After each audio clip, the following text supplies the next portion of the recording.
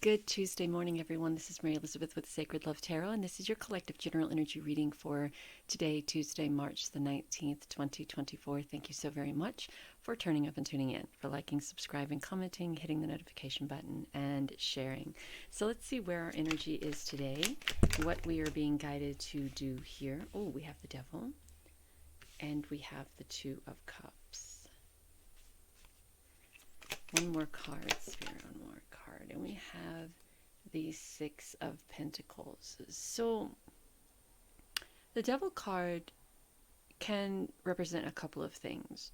It can represent someone coming in and offering you a more viable opportunity by tempting you into what they think you want to hear, you want to see, right?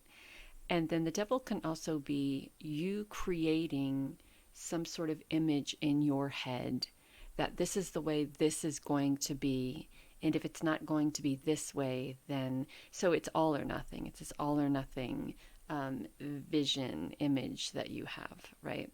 The Devil can also relate to someone tempting on a more sensual, sexy, sexual level. So say if you came into a lot of money and you have been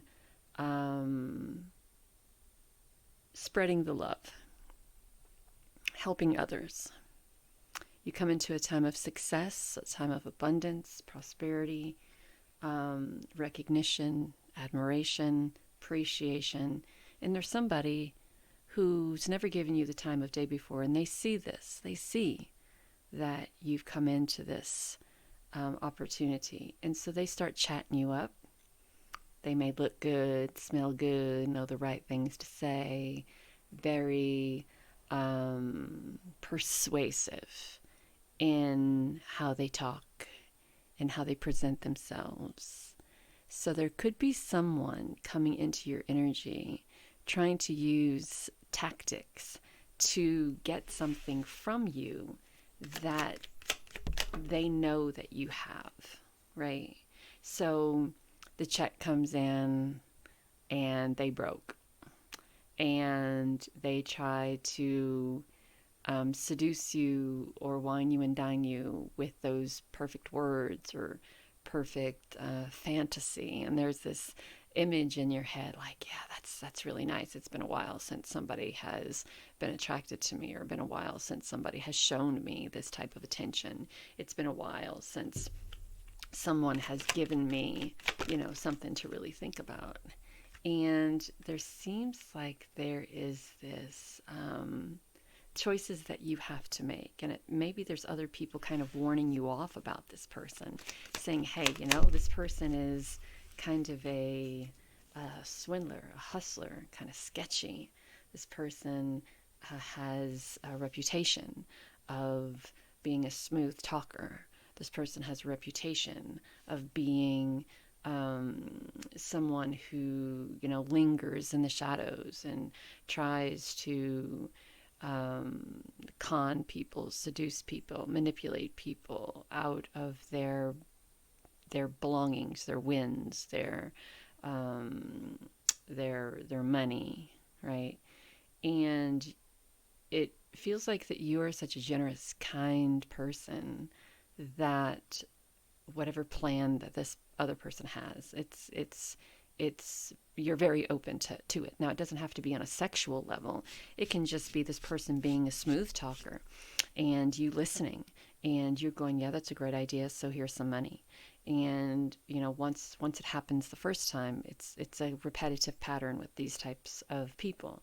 So they take you out to dinner, you're sharing stories, you have a lot in common, there's this, that, and the third, and all of a sudden you find yourself giving them money on the phone. I don't know if you've ever heard of, I swear to gosh, watch it. It's called the Tinder swindler. So this woman meets this man on Tinder, and he presents himself to be the son of a diamond. He pretends that his father is a diamond producer, and they're billionaires, millionaires, whatever, from a foreign country. So anyway, they meet up. She's everything. He is everything that she could ever want. Everything that she could ever want. He's smooth talking, dresses nice, looks nice. He's got a flight booked for another foreign country the next day. He invites her. She says yes. They start looking for an apartment together. All of these wonderful things, and it was a month. About a month. And then all of a sudden he calls her. He says, I was attacked by this person. And, because my family is such a big to-do, I have to go into hiding. Can you send me this much money? And so she thinks they're going out. So yeah, of course, I'm going to send you this much money. Now it gradually graduates to sending me this much money, to getting me a credit card in your name, to and I think $500,000 later, and she was the fourth woman that he had done this to. So he was using her money to take this other person, and using her money to take this other person, and using her money to take this other person. So he was whining and dining on on another woman's credit cards, or another woman's money, or another woman, you know what I'm saying? So it's something like that. So be very careful. It kind of feels like something like that, because there are a lot of people out there who know how to play the game. They don't have to work a day in their life, because they know how to talk, they know how to act, they know what to say and what to do.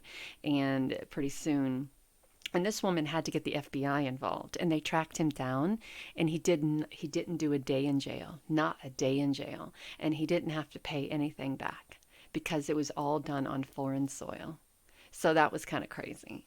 So just be very careful that you don't find yourself in a situation to where someone comes out of nowhere and wines you and dines you and starts asking you for money. And because you're generous, you do. And then, they start making quote unquote plans for your life together. And then there's conversations that are had, and it involves money. It involves money and romance. So be very, very careful with that. And then it becomes a struggle, an absolute struggle. I mean, look, she's battle worn here. She's, trying to pull away, pull back. This other person always knows the right thing to say and the right thing to do to kind of gradually reel you in a little bit more, a little bit more, a little bit more. So be very careful with that. You may have to have conversations with other people. I'm not saying it's the police or the FBI or anything like that, but when people come along and play a good game and swindle you out of money, it's very important that you get the police involved, I think, anyway, because if they're doing it to you, they're doing it to other people. And that next person could be someone who, they literally, convinced to sign over the title to their home. I mean, I know people whose elderly parents were convinced to get, reverse mortgages. And now the company is foreclosing on the $600,000 home for a $125,000 loan. That the elderly person was like, well, they told, I signed all of this. They don't read what they're signing. They're believing what the person is saying. You know what I'm saying? So be very careful when it comes to things like this. There may be, conversations with law enforcement. There may be conversations that you're having with other people, maybe members of your family, but there are decisions here that you have to make on what to do. And remember, I just talked about home. So there's that.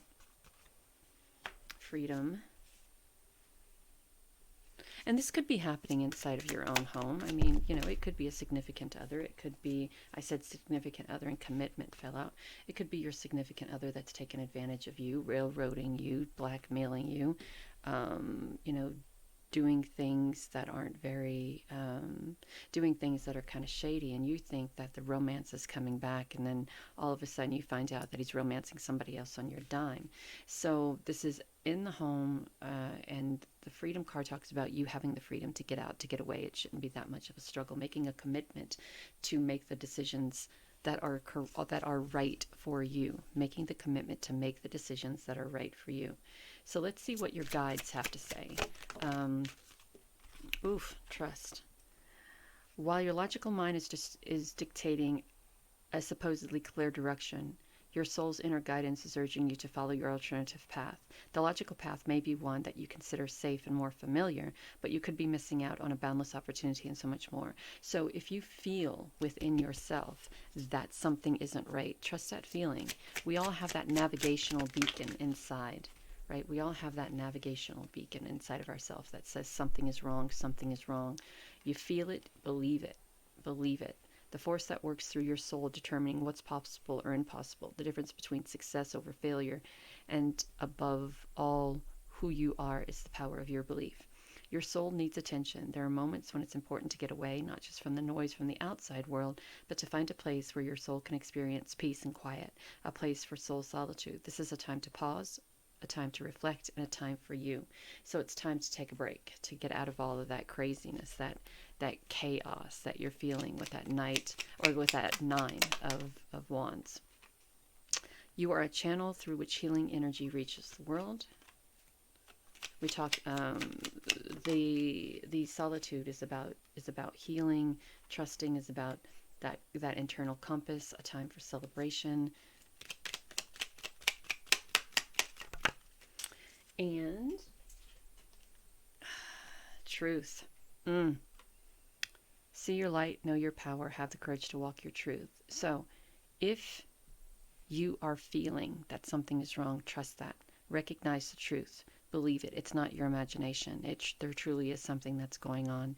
And when you're said and done with all of this, when you get that freedom that you're looking for, find yourself in a place where your soul can heal. And you can heal as well. Know you're divinely guided and loved. Talk soon.